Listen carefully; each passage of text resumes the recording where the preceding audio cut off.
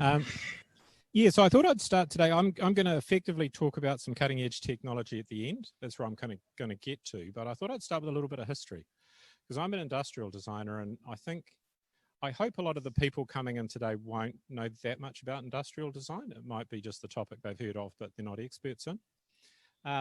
So I thought I'd start a little bit with where I think industrial design came from. And for me, industrial design really came out of these things. So the thing on the chair is a molding tool. So you can't really get the gravity of how heavy it is, except that poor chair, let me tell you, wants to have a person sit on it at this point, not this tool. I got the tool off a person, then I swapped it for a concrete block because they were using it as a doorstop. And I said to the guy, it's a bit heavy as a doorstop. And he said, yeah. And I said, I'll get you a concrete block and we'll do a swap, huh? And that for me is where industrial design came from, because to build that tool would be somewhere between $40,000 and $50,000. But the problem is if the thing it makes nobody wants, it's worth less than a concrete block. And so I think that's where my profession actually came from, that once we decided to mass tool things, I think industry decided it was worth giving a few dollars to somebody that had a better chance, more people would want to buy the product. Even louder, okay, yeah, well, good. Do a bit of yelling. So if that's where the profession came from, this idea that we're going to mass tool this, we're going to spend enormous amounts of money, and once we've tooled it, we can't change it ever, I think it makes sense to go, what's most likely to sell? And that's where industrial design's a bit different to other professions, I think. If you've got a product that isn't competitive in the market, you literally can't give them away. It's different to a building where even a crappy building you can rent to students. You can't do that with bad products. So I think that's where we came from. And one of my questions now is what do we do now? Because I think things are changing, and what I'm going to show today is a few of the changes coming. So this one was fixed. You had to sell many of them. A tool like that you would hope to sell 1 million parts of. And that again was a huge problem for New Zealand, because we only had probably 1 million people when that tool was made, maybe 2. So every second person had to buy your pot lid, because that's what that did, was a piece of a pot. Not the total pot, just a little piece of the lid. So I think that was really problematic for New Zealand. We didn't suit mass production, but we wanted to. So we set up a whole bunch of structures so we'd mass produce products. Problem is we didn't have mass customers. So when I graduated, I studied at the Wellington Polytech. Graduated in 1986. Good year. So there was 4 of us graduated. It was great. And in 1987, we had the share market crash. And in all of the talks I'd been to, it was a Polytech. I'd been taught a lot about how to make products, but never once the context of what I was going to be making them in, the world I'd be making them in. So I came out of Polytech fully understanding how to make things, or fairly well, but no idea of the environment, the political environment, the economic environment I was about to hit. And I hit the share market crash. And at that time, I saw manufacturers just flock out of the country. So I saw most of my friends get fired, and I saw most of the production move to Asia. And at that time, I thought, oh, bugger, that's no fun. I don't want to do that. So I thought, I'll go to Europe, and I'll get a job there because they're bigger and cooler. And I watched exactly the same thing happen in Europe. And I thought, okay, this is complex. So then I came back to New Zealand, and I thought, okay, if we don't suit mass production, what do we suit? And so for a long time, we were not sure of that. But at the same time, we split the schools. So the Wellington Polytech and Victoria University built this campus as a shared facility, which not many people really understand. That's why it's between what was the Polytech and what was the main university. This is neutral territory. So the theory went. Then Massey ended up with the Polytech, and the big divorce happened, and it was just pretty full on. But what happened then was there was 2 industrial design programs in Wellington. So one of them one stayed with conventional tooling, a conventional understanding of industrial design. And in effect, we decided to go for a future vision of what it might be. Because to be fair, we couldn't really see the future of traditional approaches. So this would be a classic example of, I think, what's different now. So this is a 3D print.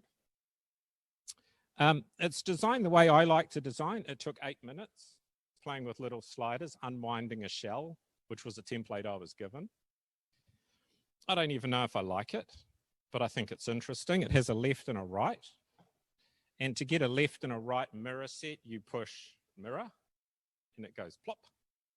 And then you have a complete mirror. It's that fast. So 8 minutes, the beauty of an 8-minute design is if you don't like it, you haven't lost much time. I brought it in and one of my colleagues, I was showing off how cool it was, and one said, oh, I think it's ugly. And that's when it hit me, actually. I didn't design this thing. The computer did, because it didn't hurt. Normally, if a colleague that I respect says something sucks, it hurts. It didn't hurt at all. Bounced straight off. And I thought, well, why am I prepared to take the praise if people like it? That's not right. And then one of my other colleagues, who's very cheeky, came up and he said, Ross, it's brilliant. I actually really like it, except I've got an issue with the head part. And I'm like, well, what is it? He said, it looks like my togs, the lining in my togs. And once he said that, he was bang on, because it's got little toggles and everything. So you can see there's little toggles under here. But the reason I did that is what I love about this product is it's not fixed tooled. I can change it by changing the digital file just like that. I spent 8 minutes on it instead of 8 years. Seriously, they spent 7 years figuring out the smart drive washing machine. That was my first job. 8 minutes is much cooler. But if I don't like it, I can also put it through a grinder and I can get this material back again. And I can make more filament and I can reprint with it. So the beauty of this is it's actually made out of old Coke bottles. The filament is recycled filament. So it really takes a lot of the onus on the designer to be absolutely sure they can sell 1 million of something. I can make a one-off, really unique version, no problem at all. The recycling side fascinates me about printing, but it's not the thing I've spent most of my time on. So the side of printing that I do is much more precise multi-material printing. So if you think of this one, the way this process works, it's like a hot melt glue gun. And you just go around it, a computer controls it and puts down the plastic where you want it. The type I do is more like a spray gun or a spray can. But the part that's complex in the spray can is every droplet, when you push the trigger, I can digitally program where it goes. So if you look at something like that, that has about 500,000 spray droplets in it. And with a computer, I can precisely put every droplet exactly where I want it. To be fair, I couldn't. Master students could, but I couldn't. But so if you look at that, so this is a sample that was done by MIT, and they used generative software to create it. And there is literally 500 million programmable droplets in there. So the problem with 500 million programmable droplets is, geez, that's longer than a washing machine to do. So that's when you need to start using things like artificial intelligence and machine learning, because humans won't be able to tell this thing exactly what to do. There's just too much information. So where my research sits is, in effect, screen-based technology, so where you can see the screen with all its pixels in it. I'm kind of jealous of screens. As an industrial designer, I make objects. And if you look where all the money's gone in the recent few years, it's gone towards screen-based businesses. YouTube, you know, businesses that don't really exist. These online things that are not very tangible from a physical object point of view. So what I'm trying to do is get some of the power of the screen-based industry and pull it into the 3D tangible object industrial design world. So the type of things I'll generate. So this is a prosthetic that was designed to exactly fit my hand. So it's designed for the film industry so they could get a scan of a famous actor. They can do that from anywhere in the world, bring the scan here, and then they can print prosthetics. So when they turn up, it's already perfectly fitting them. So I'll show you that too. So you can see the little line in my hand. It actually matches the print. So we can get to that level of complexity. This is a sample our technician down in the downstairs where this 3D printer is, printed in its chainmail. But he can print any color, any pattern he wants into that. The only challenge really is feeding it an intelligent file smart enough for the machine. For the first time, I think, in history, we have machines that can print at a higher resolution than we can send them files. It's kind of trippy. Yes, you can, but don't pull it.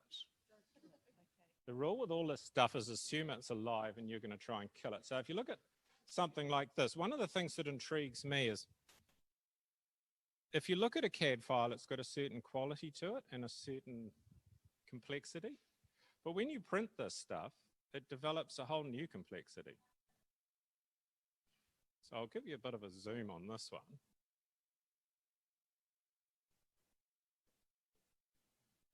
See, and the way it yields is actually the part that fascinates me. This is really the life I think it has. And it's what I'm trying to do when I design is figure out, okay, when it comes off the printer, that's fascinating, but then what does it do? I'm trying to make the James Dean of prints. But, you know, some actors supposedly are really boring people when you meet them, but you put a camera on them and they come to life. That's the type of printing I'm trying to do. So if you look at this, this is a project done by Weta Workshop, one of our graduates that works there. So one of the things they found it perfect for is doing eyes, so photorealistic eyes. The beauty of that is it means once they have this file, they can do things like scale it, change eye color. One of the ideas I thought would be cool for an exhibition is when you walk into it, somebody can photograph your eye and then instantly change all the eyes in the exhibition to your color. Creepy, but creepy. I quite like creepy. Creepy's quite good. It means you can also make them much bigger. You know, you have the fluidity of the digital world. But one thing that did slightly bore me with this, and it made me start to realize a problem with this type of printing. Yes, it's the same precision as a screen. Yes, it's 3D, which is great. But once it's printed, it's locked. And the locking of that data, I think, a way it doesn't compete with screens. So the beauty of these screens, we look at them and you can see the little droplets in them. You know, if I move, every one of those little pixels is turning off and on. It's immensely powerful. And here we're stacking those layers instead of making a film. So a film is a whole bunch of stills you put together. We're stacking them to make it 3D. But what I want is I want this to be able to come to life again. So the research I'm looking at is trying to figure out how to embed screens inside prints. So part of the data is locked and it's three-dimensional, but part of the data is fluid in semi to 3D. So the type of screens I'm looking at are flexible screen displays. So these ones are just backlit ones. My research that's going through this year was supposed to be working with Huawei and Stratasys, the 3D print makers. So you can imagine how that research in their secret R&D labs is going. So at the moment, I'm having to simulate it with other types of display technology. But the theory is it's a 3D print, which gives its three-dimensional qualities and potentially some of its color. And then it's a thin film display, which can be 4K resolution, put into effectively no object at all. And I think what I'm trying to develop is objects that almost have a function but don't exist. They're like this thing. They're little clouds that are physical, but at the end of your life, you could throw it out without any real guilt or any real thought, because it's more like the leaf of a tree that falls down in autumn. There's so little on it, and we know so well how to reclaim the materials. It can be temporary and disposable.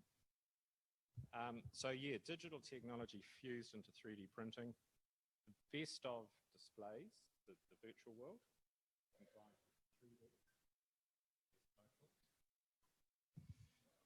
Here's an example where I'm trying to take the displays. One of the challenges is the displays are hard to bend. If you're really good at origami, you're really good at breaking displays because they can't do sharp creases. So this one has a helical display wound through it. So I've just got to understand that sort of technology. And this is one that I had printed this morning. These are the sort of colors we get to. With the printer we have downstairs is about $750,000 worth, but it will do full color, it will do full translucency, down to millions of variants, and it will also do full hardness control. So you're just spoiled for what you can do. It's really hard to give it a worthwhile challenge. But this is a print I got this morning, which I'm now going to form. So this is starting to get a bit bigger. And again, you can see just how many decisions can you make. This one's got 150 decisions in it, which is the simplest thing in the world. But every one of those little lines of color could have been millions of different things. Between the color selection and the translucency selection, I've literally got millions of variants. So anyway, so I might leave it there, because maybe ask people a few questions. No, this is evil. Yeah, so this is happy and nice, and you know, what a lovely world, it's all great. This is evil. This is a type of resin that is cured with UV light, and once it's cured, you can't use it again. But having said that, what interests me in this technology is using a machine that can place materials down to microns, and then what materials we feed through it later is up to us. I would love to see us feeding cells into it. So we can do biopolymers and we can do living tissue. Because if you want to do a piece of living tissue, you have to do multiple materials if it's useful. A heart isn't one material, it's many. So I see this as how we connect artificial intelligence, machine learning, and physical outputs at the resolution of the natural world, which is nanoscale. So we've got a little way to go yet, but we're certainly starting to see the potential of it. Evil. All right, so are there any questions locally or digitally? If there are questions, how would we know? Because where's the speaker? Oh, have you got any questions? Blank wall. You can have a false question. I'll try a false question, can I? Yeah, go for it. I tutored briefly last year on the design, and I saw a lot of design school, and I saw a lot of people excited about that printer in the basement. Is it possible for it to be applied to other kinds of fabric, or are we still just dealing with that plastic? This machine's all about plastics because it's a very particular polymer. We call it multi-property printing, but it's actually all the same polymer. It's an epoxy, a UV cured epoxy, but it can be transparent, soft or hard. So at the moment, no, it is just one material. Do you see the potential for it to start incorporating other materials? I'm thinking of, you know, wools and wood products and. No. No. I think we never say no, but the only reason with this one is it's all liquid based. Okay. But this one literally is your spray can. So it has to start with a liquid because it does literally spray the ink on like an inkjet printer. This type, the more hot melt glue gun type, absolutely can look at multiple properties blended within it. The problem with that type though is it's very difficult to get multiple types of materials into that process because you've got one filament feeding in. So right. I think 3D printing, people think of it as one big homogeneous thing that's all the same. And each process has its strengths and each process has its weaknesses. And part of, I think, learning the craft of printing is knowing when to use each one. But part of it's also, I think, a little bit if you think something's missing something, there's nothing to stop you advancing it. In this particular field, we probably have the biggest research group in the world doing multi-property colour work. So the company that make the printers rate us as probably the #1 in school. MIT are very good, but they have a lot of diverse research. We're one of the few that are focused on polyjet. Thanks. Sorry, I couldn't say yes. Maybe soon. Yeah, maybe soon. Yeah, if we invented it and developed it with the research centres, because part of my belief is we've got to get inside the secret labs, because the secret labs are 5 years ahead of what you see out in the retail world. And if we want to be true leaders, and I think Kiwis, we're just so either we're leaders or we're disengaged. Personally, you know, that pioneering spirit is still there. We're going places people haven't been. I think we love that space. So the research and development labs, I think they really suit our character. The one place they don't suit our character is we're cheap. So we don't have the investment sort of capital that other countries do have. So they can build amazing research labs, but they really struggle to be innovative. And that is a place I think Kiwis just thrive. I mean, imagine being poor all your life and then all of a sudden you turn up somewhere with money. And all they want are cool ideas, and you're like, oh, I've got those for that. Well, let's do this. So I spend a lot of time with industry trying to figure out how to get inside it.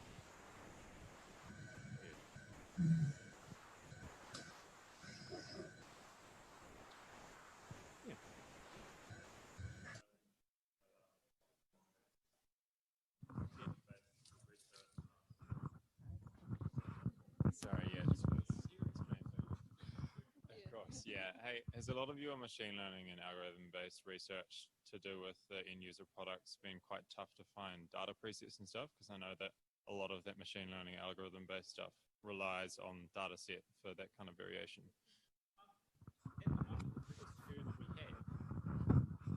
It is getting files to the printer that are worthy of the printer. And what a strange problem, that it could print so much more than we can. As an example of this claw, it's quite clever in the way it fits my hand, but when I try and flex it, it won't flex because around the knuckles it's the wrong hardness and it doesn't change thickness and shape. But it would happily print whatever we wanted, we just can't send it a file complex enough. So it's a time when the software is actually behind the hardware, and that's quite unusual. So we need to ally ourselves with quite different people that know how to get software to do things it's never done. Yeah, which is quite a neat time actually, that we get other people we can collaborate with.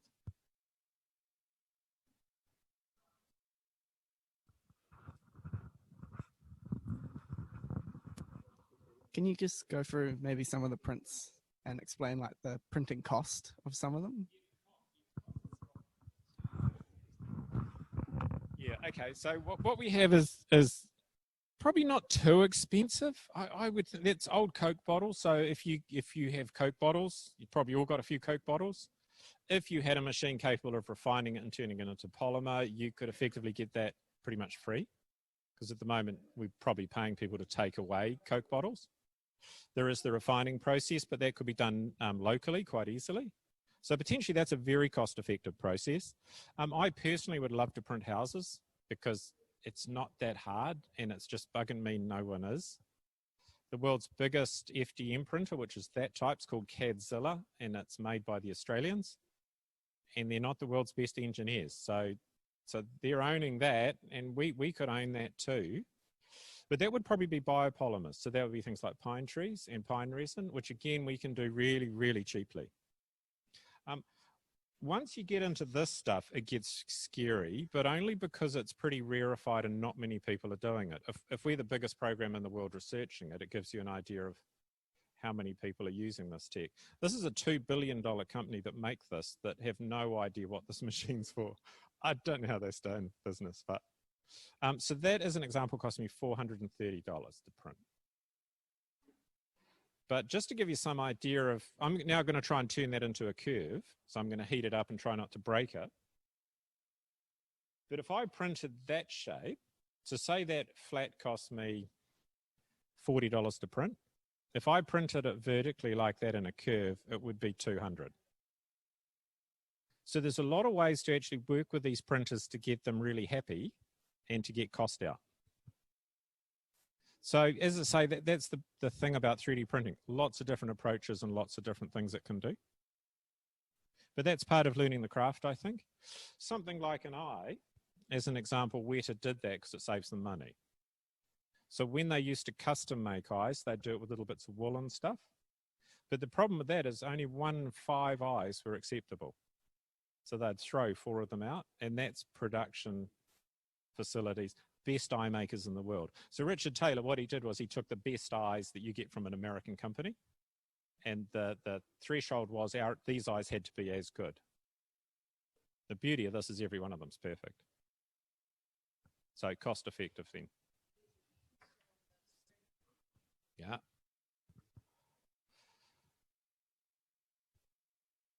Go for it. Yeah. Oh, Zach. Yeah, Zach knows heaps of stuff. Zach did this one. Can you hear me? Yep. Yeah, so if you don't mind, I'm going to share my screen because I've got Go for it. the software that we're working on up at the moment. This is just a basic example. If we have a look at like the main model that's going in, it's this kind of just kind of standard model inside this software called Houdini. It's kind of a test geometry.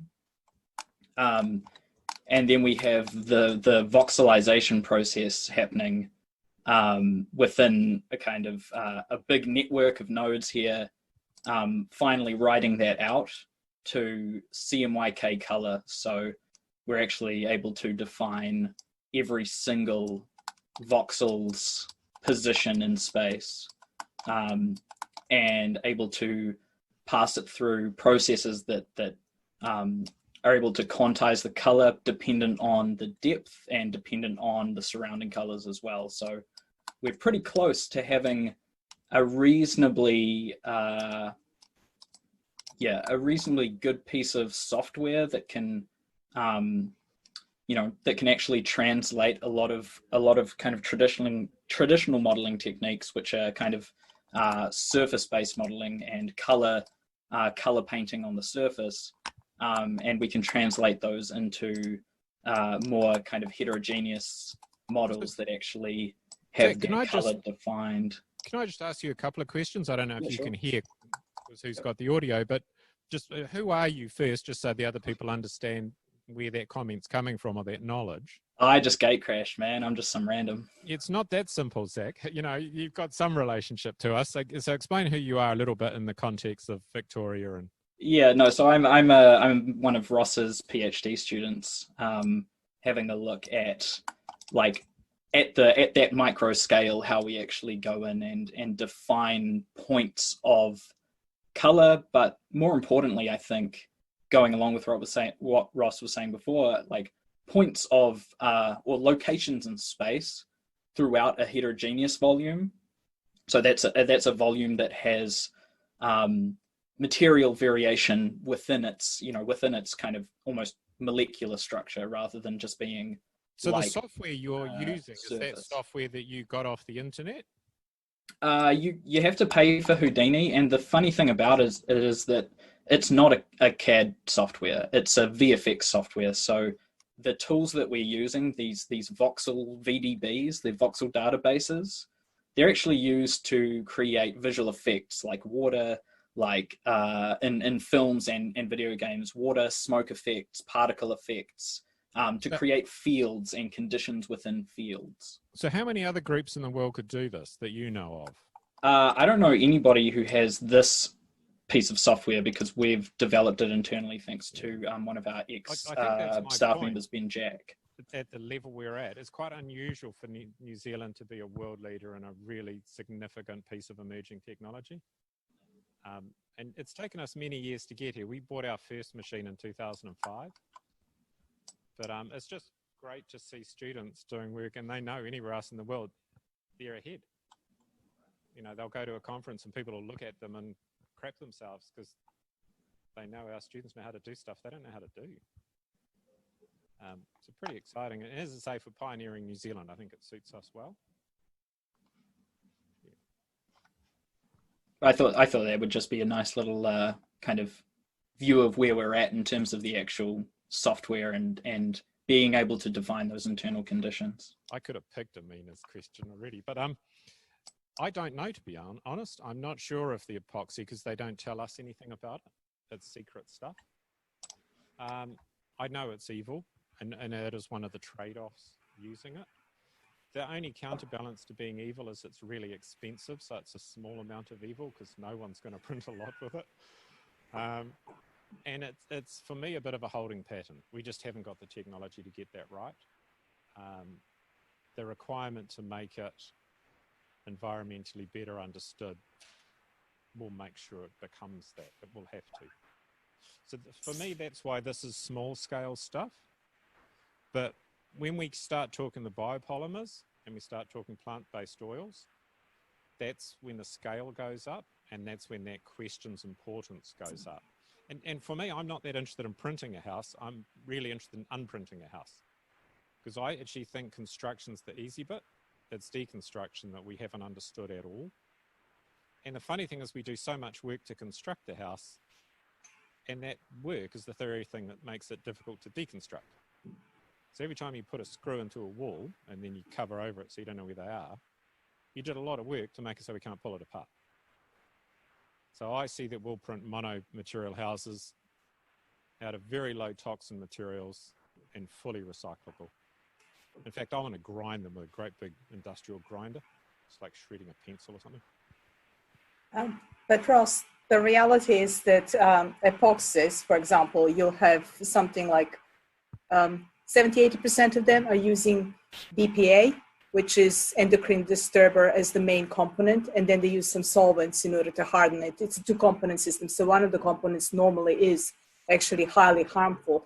And two-component system means that you are handling, or somebody on site is handling, one of the highly problematic substances, more or less in a rawish ingredient stage. So it's quite a, like, we can't ignore, and that's my view, we can't ignore some of the fine prints which are filtering into everything that we're doing. Yeah, and I think that's really valid, but there's a huge difference between this process, which is UV cured. The trick with it, I mean, there's basically two types of plastics in the world. There's a type that if you heat up, it turns back to plastic and it's soft. And there's a type if you heat up, it turns to flames and it doesn't change shape. So this is a thermoset. So that means when you heat it up, it turns to flames because it's chemically bonded. And a thermoform, which is this type, potentially you can keep heating up, returning it to plastic and changing its shape. So the one we need to do a lot of work with to make larger scale things is the thermoforms, because the way the molecules are bonded is completely different. And that one can be hugely recycled and hugely lower in toxins because it's a much simpler molecule. The UV cured stuff, I don't think that's how that process is going to be used large scale. One for cost, but the other one, you're right, for environmental problems. I'd never live in a building that was made of UV cured resin. I think it's highly likely I'd happily live in a building that was made of plant oil and plant flour. So yeah, it's completely valid, but yeah.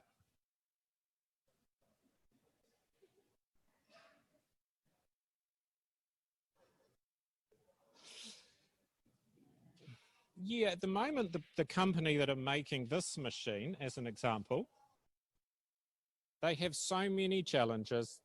I think that one would cook them. And the only reason I think there's validity in this process is because it does control every little molecule and every little particle, which keeps it in line with artificial intelligence and its capability. So we can make much, much more sophisticated objects. At the moment, they're still figuring out how to do that. Even how to get the software to talk to the hardware, they don't know that bit yet. So to add to it the complexity of a recyclable material would just stall them. But their long-term future is definitely going to have to resolve that before that has any level of scale. Whereas this process, there's huge amounts of work going into that already. And we're seeing that already, that recyclable materials are becoming quite common for the hot melt glue gun type printers. They're just at different stages of their evolution, I think. The saving grace here, as I say, is when it's $50 to make something that big, you're very careful with your. Cool.